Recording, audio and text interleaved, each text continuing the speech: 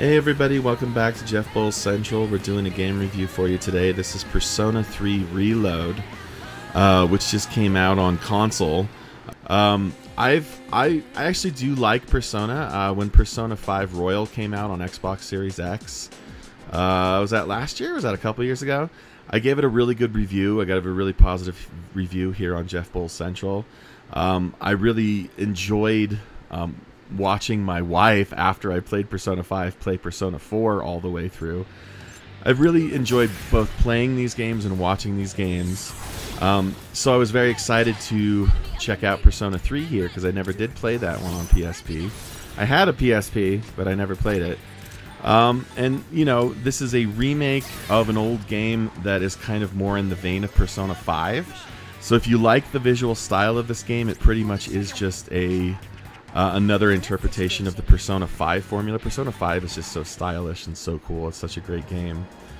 The only thing is that the first thing I want to talk about, and I feel like I have to talk about it because my channel, Jeff Bowles Central, I do mental health awareness videos because I have schizoaffective disorder, bipolar depression, anxiety, you name it, I've got it, right?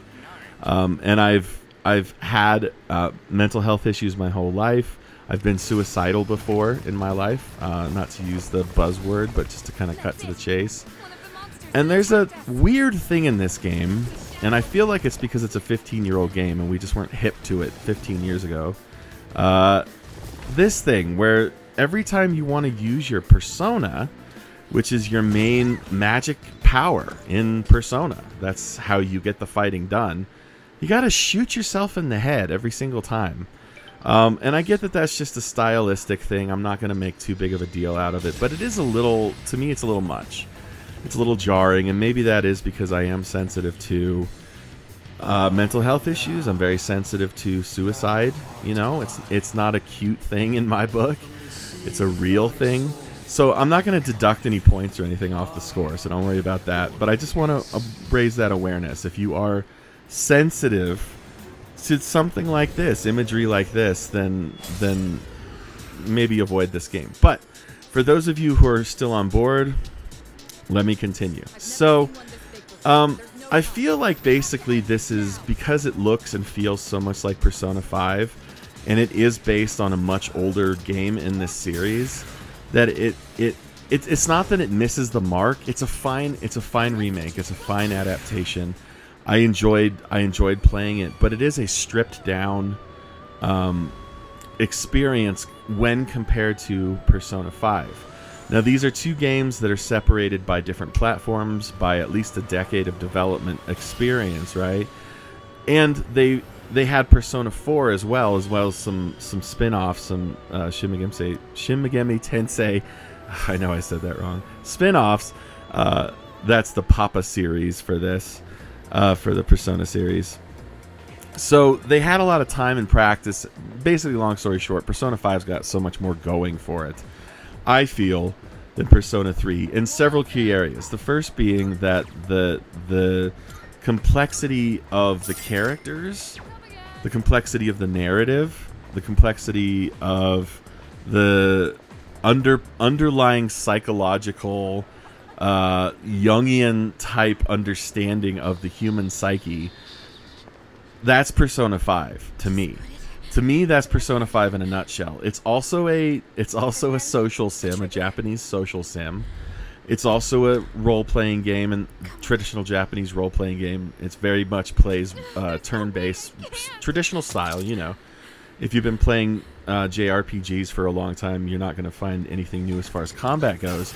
But what's interesting about these games, to me, again, this is to me, not from a gameplay perspective, but they get into some deeper underpinning psychological issues.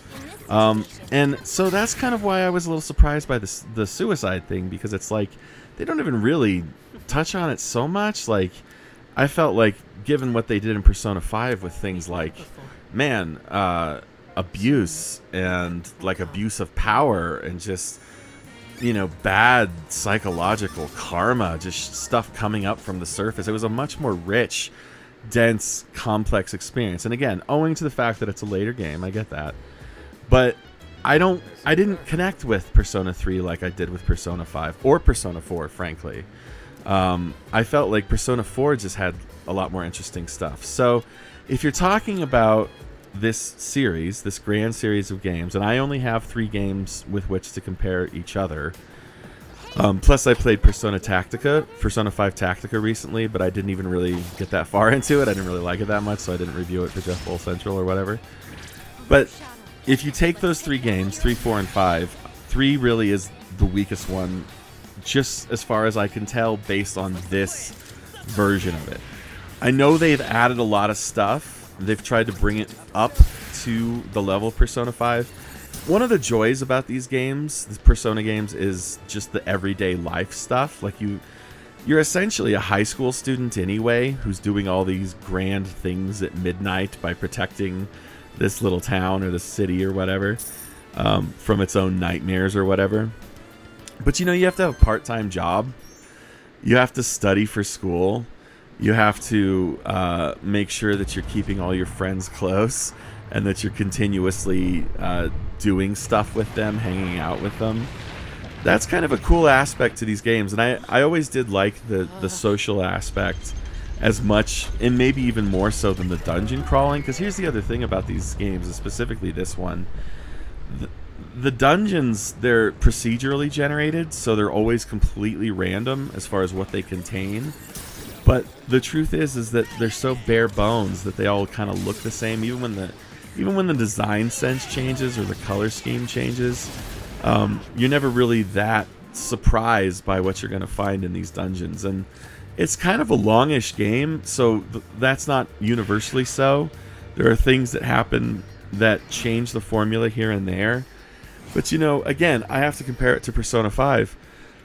Persona 5 had this cool dungeon crawling feature where you actually your playable friend Mona, your cat, turned into a car, and you were cruising through all the undercroft of the psychological condition of the city in that game.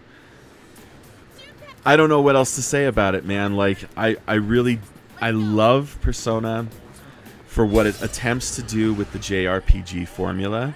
This is a pretty tried and true formula for video games. They've been around since the original Final Fantasy games, maybe even longer than that. And so it's I always loved Atlus in these games for trying to do something different, to inject some new life into it, to make it more hip, to make it more current, to make it more modern.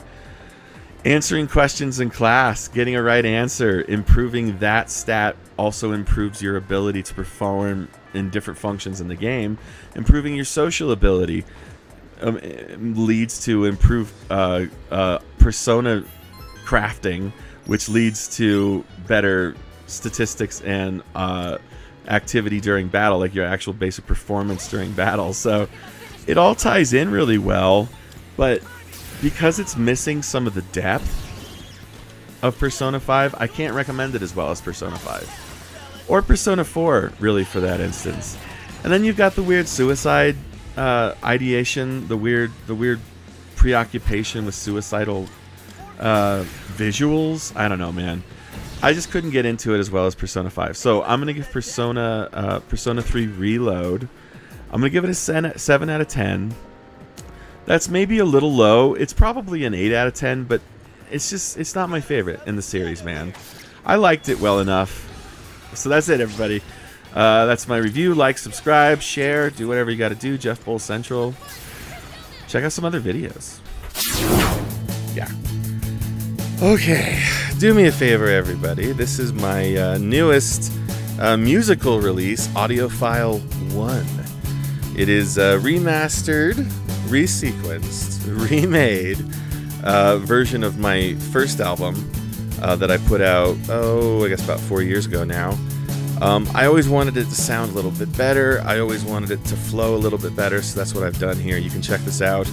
Spotify, Amazon Music, Apple Music, even here on YouTube. That's it. That's all I gotta say. I am spent, or spient. Is that the French? No, that sounds more German. A spinta.